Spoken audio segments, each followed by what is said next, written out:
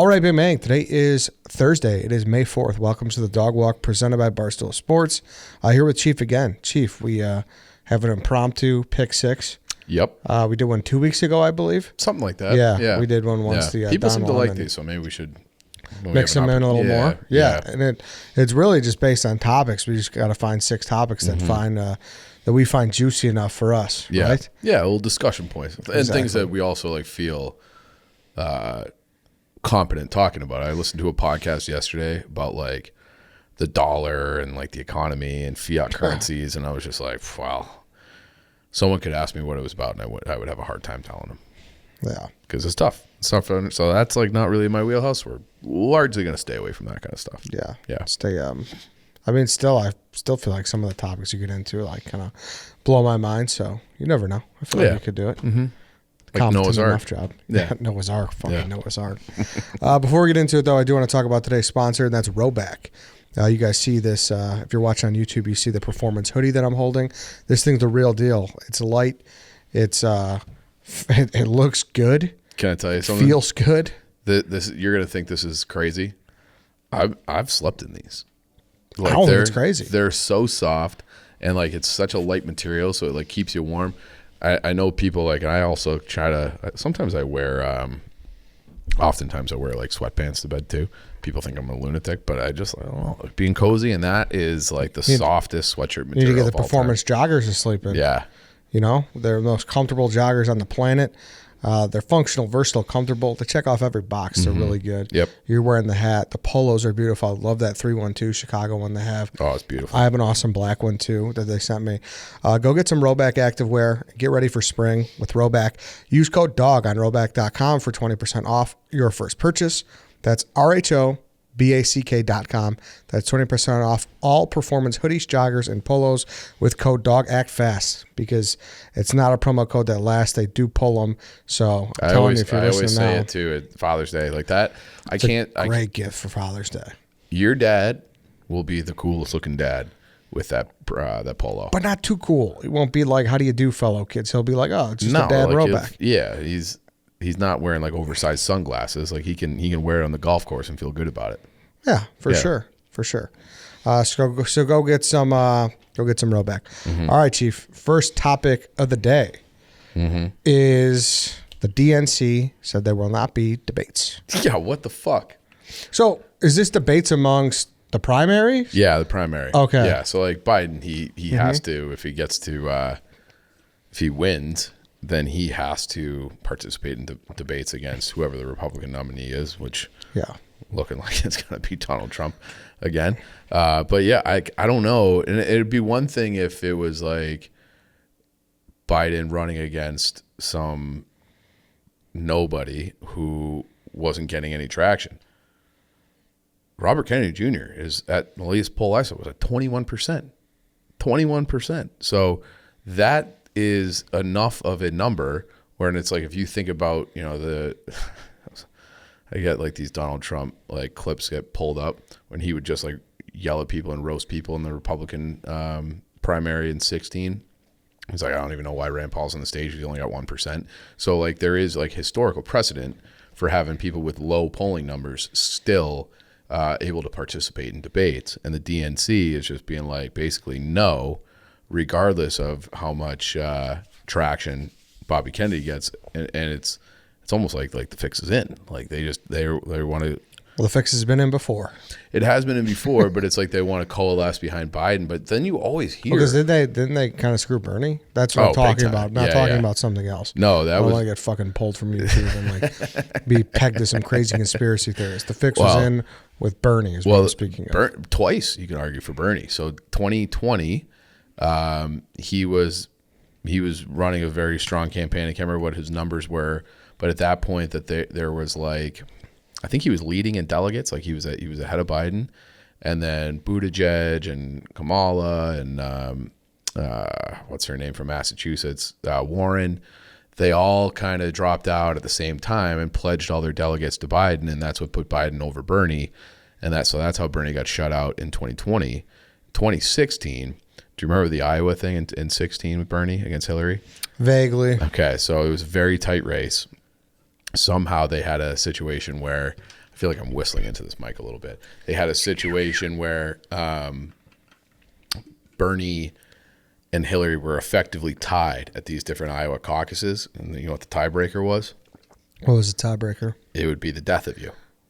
It's a coin flip.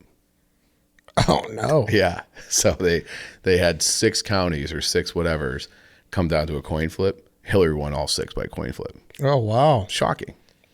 Fucking trot her out there every week for the Bears. Yeah. Let's win some coin flips. Yeah, she wasn't flipping the coins, but yeah.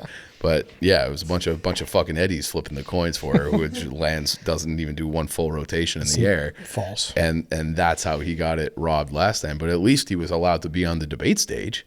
And it, again, like if it was Biden was the most popular president ever, then he wouldn't have anybody running against him to begin with from his own party. Well, I think, listen, they can do it internally without Biden, right? Because I think... Well, that's what I was wondering. I wonder if, because, and we'll get into this probably in a little bit of our next topic too, but like so much of the news media is heading to these podcasts and YouTube stations. So I wonder if, so the other candidate is Marianne Williamson. I think she's like at 8 or 9% or something like that. Mm-hmm. And she ran and she was on the debate stage, I believe in 2020.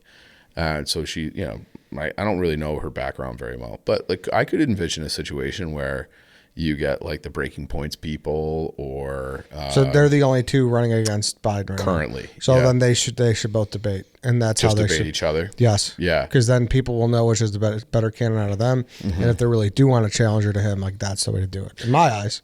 Or you do it the way that it's always been done, and it's like, hey, like I'm polling well enough. You can't change the rules just now because it is convenient for what you want for the leader of your party.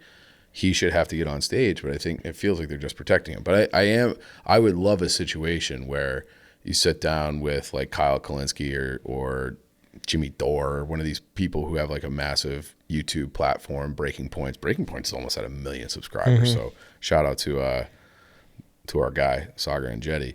And just have them do it there. Like have them do like a 3-hour, kind of sit down debate, in a long form way, that in a meaningful way, rather than just being like, well, this is what it's just 100%. Yeah. 100%. I if I were them, I would be trying to get that book now. Yeah. Get those two, be like, hey, we want to sit you down.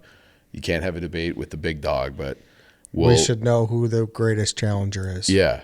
Or no question. Or maybe even just the greatest candidate.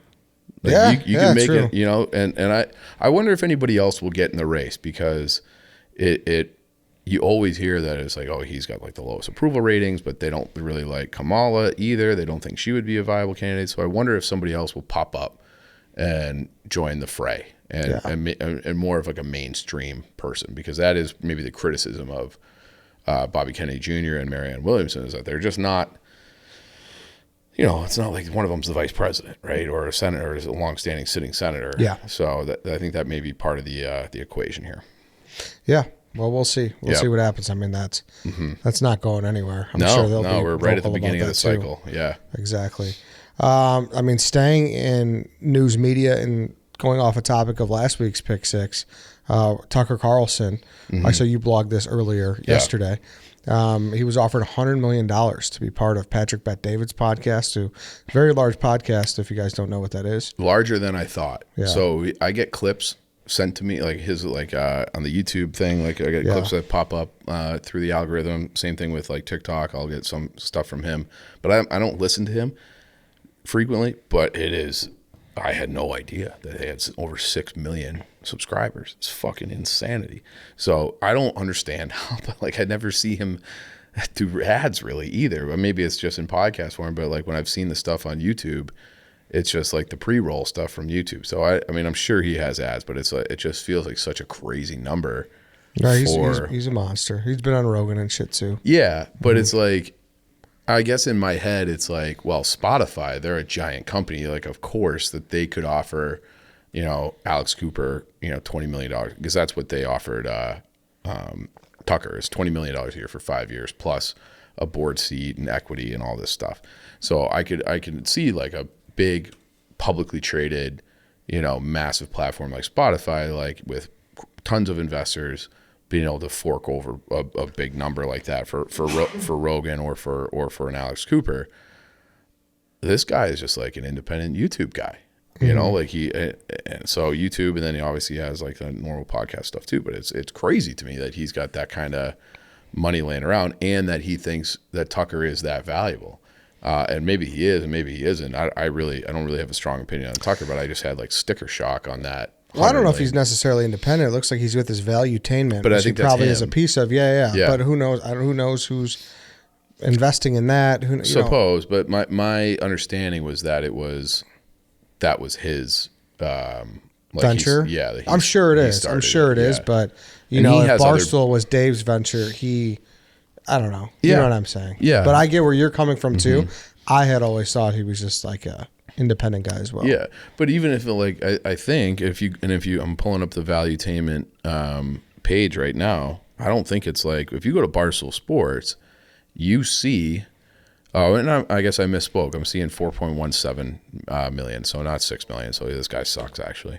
But if you scroll all the way through Valuetainment, you'd be hard pressed to find a tile that has anybody's picture besides his on it. You know, like it's just basically his podcast. Yeah. So it's not like, if you click on Barstool Sports, you get the pizza reviews, and but then you get the rundown, and you get the, part of my take, the Caleb stuff, all that. And so it is kind of wild to me that he's this big, and he's making so much money that he's able to just toss $100 million offer, and fucking good for Tucker too. Like he get fired, and you're like, oh, I got to go back out of the marketplace, and someone sets the market at $100 million. Yeah, right. Like, hey, there's $100 million on the table for me. So if again, like, let's say it was Spotify, or say it was what's the who's that other guy that everyone hates? The White Sox fan that Dave likes, doesn't like him, but he's a White Sox fan. Ben Shapiro. Yeah. Ben Shapiro has his like kind of own network, and he's got, and same thing as like more on the model of Barstool. He's got a lot of people in that network. I'm blanking on the name of it now, but it's like, if they wanted to offer Tucker, and they're like, well, we'll give you you have to come up with $100 million. Otherwise, why would he go anywhere besides Valuetainment? So yeah, but there's other factors, right? Creative freedom, because apparently that was a big deal to him. And Bet David said that. Yeah. He's like, yeah, you can just come on here and say whatever you want. So longevity, there's a lot of factors. Did you see that other clip from? He's rich as fuck already. Who? Tucker. Oh yeah. He was the number one guy. Yeah.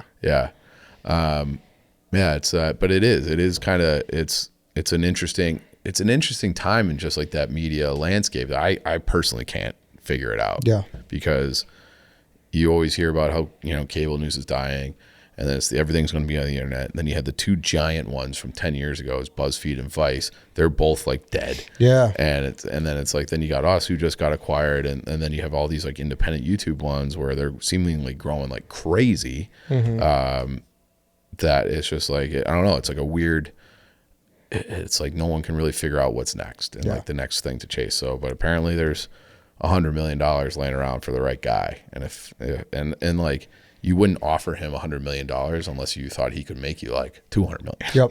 So it's pretty fucking wild. Yeah. And speaking of hundreds of millions of dollars, is our third topic right here.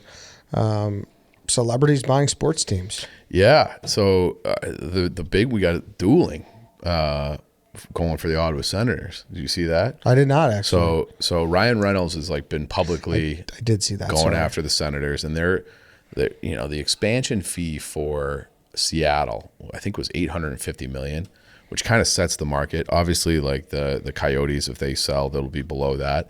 But any of these other teams, and they had this guy, their owner had passed away, and that's kind of why the Sens are for sale. And they, R.I.P., but he was kind of a Jerry Reinsdorf type of an owner. Yeah. So Reynolds sold like that telecommunications company he has for like $3 billion. Like, he's getting the cash together, he's getting in partners, and then they're competing with this other group. And this other group went and just announced that they got Snoop Dogg. So Snoop Dogg wants in on the NHL, which I think is fucking great. I feel like they should just combine groups. I need Reynolds and Snoop Dogg together. Snoop Dogg's a Kings guy, right? Kings. I remember that I've seen him in a Ducks jersey before. Okay. I feel like when they had that Ryan Getzlaf, Corey Perry team that was battling the Hawks, Snoop Dogg was there in like the black Ducks jersey with the gold D on there. And so Snoop's a businessman. I don't know why I thought he was like this diehard Kings fan. That's like just But you're right. I'm seeing him in a jersey of both those teams, like you said. Yeah, so he's just like a Southern California hockey guy, and he gave this quote where it's like, yeah, like I love hockey. I've been doing stuff with hockey for a long time and going to games. He had a clip go viral a few years ago where he was doing the announcing for the game, which was fucking hilarious. And it's like only he could, like there's only one Snoop, but his thing is like, there's becoming more. His quote was, "There's becoming more people that look like me that are playing this sport." And I want to make sure the kids in the inner city have an opportunity and know that they can play hockey too, because like, it's a great game. And he's like, but they just don't pay attention to it. So I think Snoop is just like a certified, genuine hockey fan. Like a guy just fucking loves it. Can't get enough, to the point that he's willing to put his money where his mouth is. And he says that, he wants to use his involvement with the Ottawa Senators, and that group has like pledged a certain amount of money that if they get it, they'll invest to build like community rinks in the inner cities of the United States. So it's like not even in Ottawa, but it's like they'll be able to, I don't know, somehow have funds and funnel it to, who knows, South Central LA or various other inner city and just try to grow the game to more places. And it's like, I think that's, as a hockey guy, hockey is still like, I know it's niche. Like you watch probably, you watch more than the average sports fan, I would say. And but most people, I feel like they'll watch the first round of the playoffs, and then it kind of gets lost in the shuffle. And then if your hometown team is very good, then people get swept up in that. But other than that, they're not talking about it the way they talk about it in Canada or the way we talk about the NFL and the NBA here. And I think getting more people involved and more exposure and celebrities, I think that would be good for the NHL on whole. And then you got J.J. Watt too. He's buying Burnley. Did you see that? No. So J.J. Watt. So Burnley is going up to the Premier League. They won the championship division. They already clinched. They were unbelievable this year. But his wife plays for the Chicago Red Stars here, and he released a video where he's part of the investment group as they're on their way up to the Premier League for Burnley FC, which is an EPL team, and then this whole Wrexham story with Ryan Reynolds too. So they just got promoted, so now they're out of the National League and into League Two, and I wonder if that's like we're going to see more of that. Because I was looking up, there's a team. I think I've talked about Nottingham Forest a lot in here, but they have this old school rival. So Nottingham Forest was actually the second team ever in England. They were founded in 1865. Notts County played starting in 1862, and they're in that same division that Wrexham was, and they're currently for sale. I want to get Portnoy on the phone. They're saying that you can get that team for $6.5 million. And I think Wrexham was sold for like $4 or something like stupid like that. That's crazy. So now it's like if Wrexham goes up, if Wrexham finds, and it'll take a while, but they'll have to invest money. But if in 3 years, right? So next year, let's just say 5 years. Let's say they don't go up. It's very hard to go up every year. Do you know what you get for going up right now? What do you get? $400 million. Pretty good ROI, I would say. Yeah. So if you're not investing that much because you're buying one of these low level teams, relegation could be like a financial, windfall for you if you can manage it. And so far, Reynolds and McInerney from Always Sunny, they got step one out of the way. So that's just 3 more steps to the Premier League. So that would be fucking unbelievable if they were able to pull that off. Reynolds will look like a genius again. Yeah. Everything he touches, he makes money on. So we got to get Dave involved. Let's buy Notts County. They were put for sale. Their owner tweeted out a picture, and he had like a nude in there on his. He accidentally took a screenshot of his whole camera roll. Mm-hmm. So like one of the little pictures was a nude. So he got in all this of him. I can't remember. Someone else? I think it was somebody else. So he's like, it was an inappropriate picture. It was totally accidental.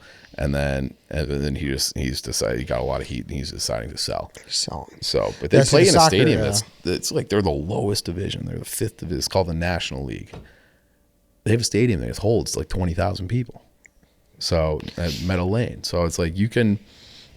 I don't know. I feel like let's cobble together some money and just buy a soccer. Buy them. Yeah, the soccer shit's foreign to me. Yeah, like I get all that. Yeah. I get all the NHL stuff, and I did remember I heard Reynolds. Yeah. In hindsight. But. Yeah. Well, then here's the other thing with as a comparison. You know what the expansion fee for an MLS team is now? If you're gonna have, it's a lot more expensive. $700 million. Yeah, it's crazy. Okay, so would you rather buy a team like in a low division where it's going to cost you, let's say, $6 million, or $700 million to play in the MLS? Yeah, I think the English thing is a better mousetrap. Yeah. Well, staying international, our fourth topic is a attempted assassination against Vladimir Putin. I don't know what to make of this. Yeah. Did you see the video? No, is it pretty? They have like so it's like at his residence. Okay, apparently it looks like a fucking like it should be a government building, but apparently everybody says it's a residence, and it's a drone strike. And you see this thing come over, and it basically like hits the flag on top of this building and makes an explosion, but it's not like a huge explosion. And now it's like a bunch of finger pointing going on, where you have the West is saying, you know, the West meaning like NATO and us, or just NATO, I guess, and Ukrainians are saying that that's like they did that to themselves. Like theirs is a false flag. They're trying to like escalate things and give themselves more cover because China has said that their red line for getting more involved themselves is if there's air attacks deep inside Russian territory, like towards Moscow, which is what this was. So Russia's there are people speculating that Russia did this to themselves on purpose. To get China involved. Exactly. So they can win the war. And there's all kinds of reports. Like, it's like you just don't know who to believe about anything anymore. But that the casualty numbers in Ukraine of Ukrainians has been like wildly underreported, and that there's more people in the military for Russia now than there was last year because they're like conscripting people and sending more people in. They haven't really lost. I think they've lost like 4 planes in the entire war. Like everything's fucking fine for Russia. And there was that guy who was on Rogan who was just like, this is what Russia does. Like they start the war and it's a disaster the first year, and then they just throw bodies at it until they win. And it feels like, you know, you could be entering that phase of things now. And it's like, but if Russia didn't do it themselves and Ukraine actually did do that, it's a fucking or someone in NATO, it's a pretty fucking ballsy move, because you know that that's something that would trigger a response theoretically from China. And you would think that you would want to keep China out of this thing. And, you know, and it reminds me of that, you know, when the Nord Stream 2 pipeline, and that blew up. And it was like, oh yeah, like Russia did this. And it's like, well, Russia did it? Why would they do it? You know, that's their source of money. And then it's come out where it's like, yeah, we're pretty sure Russia didn't do it. Like they had this investigation, but we can't say who it was. And it's like all the speculation was that it was somebody from like a NATO country that like direct sabotage. And it's like, well, this is like, you know, it's just like, it's like a game of this, like, or, you know, they're saying they did it. No one really knows the truth about anything. So it's like, it's scary because it could signal like a major escalation. And it's like, if you come with the king, you can't miss. Putin wasn't even there. So have you ever seen that other video it was from a long time ago? I've seen that one. Yeah. The car and one. I just watched this one too. It's very weird. Yeah. Like it's such a half-assed job that it makes me believe it is an inside job. That's what I was thinking too. It's such like a half-assed thing. Yeah, because if you're gonna go, you better go all the way. Yeah, don't just knock the flag over. It's basically what it looked like. That's all it did, really. Yeah. No, you're right on that. Yeah. Fifth topic here, coming back to America. Mm-hmm. There is the writers are on strike for Hollywood. Yeah. So when was the last time this happened? Because I feel like I remember this. Yeah, there was I know it was. They shut down The Office, like maybe 2008. Breaking Bad. Yeah. They shut down Friday Night Lights was a big one. Yep. I'll look it up. Yeah.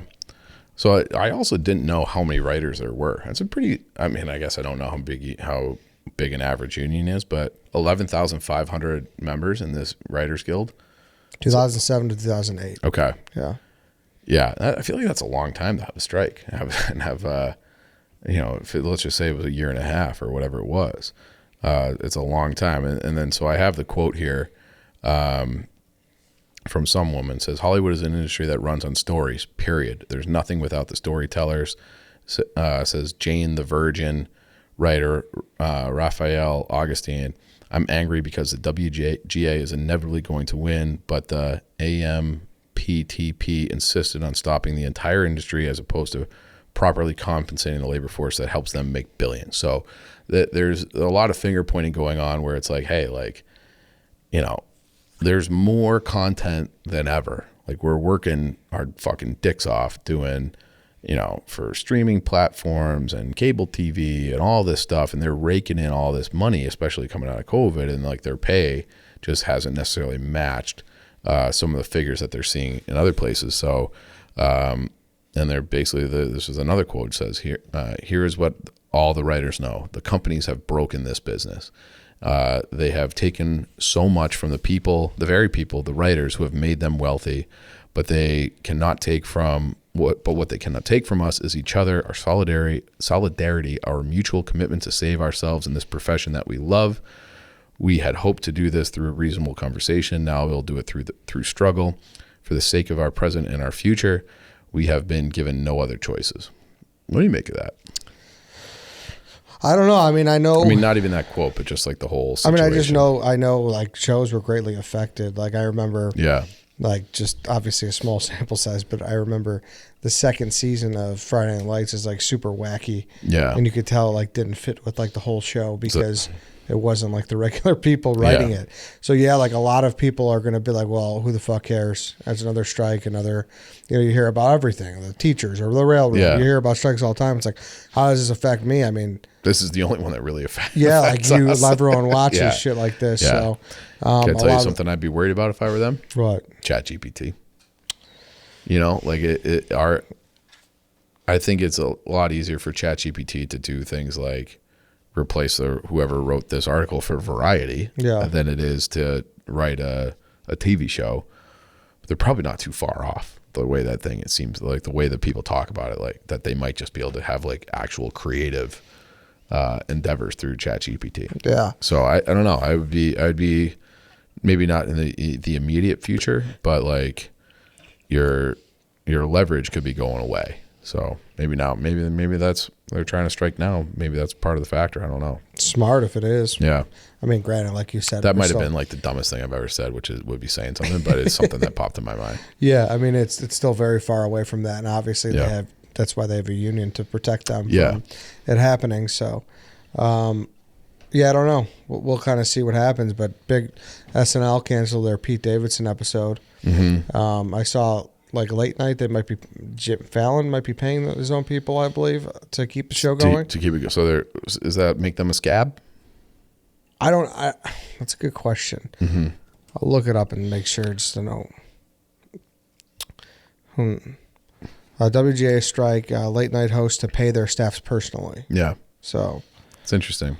That's like late night just feels like that was the other thing. Jerry Thornton blogged that. We talked about a little bit on the mid show where it's like, is this the end of days for late night TV? And then at the same time, like CNN's going through their whole change and they're bringing in Charles Barkley and Gail, what's her face? That's the Oprah's friend. But I was kind of surprised by that, like Chuck getting into the late night game. And then it's like, is that going to be like a traditional late night talk show where they're just going to let Chuck be Chuck, or is that going to be impacted too? Yeah, who knows? We'll see. You think you're going to regret your ChatGPT take you just fired off? Probably. Yeah. I usually regret at least one thing I say per day. At least one. I mean, listen, it's one of those things that it's such a, you knew what you were saying. It was a reach.